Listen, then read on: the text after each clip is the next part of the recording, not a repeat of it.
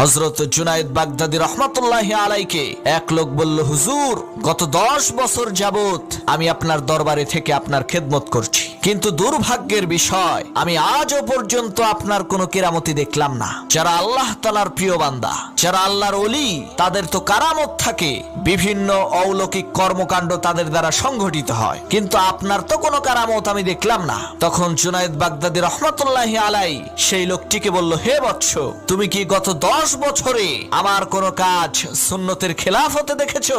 সেই লোক বলল, না, তা তো দেখি নাই। তখন জুনায়েদ বাগদাদী রহমাতুল্লাহি আলাই বললেন, এর চাইতে বড় কারামত আর কি দেখতে চাও, যে একজন লোক 10 বছরের মধ্যে একটা কাজও নবীজির সুন্নতের পরিপন্থী করেনি। সুবহানাল্লাহ, কত বড় আল্লাহর ওলি, 10 বছরে একটা সুন্নত তার বাদ যায়নি। আহারে, আর আমরা প্রতিনিয়ত প্রত্যেক দিন নবীজির শত শত সুন্নতকে জবাই করছি।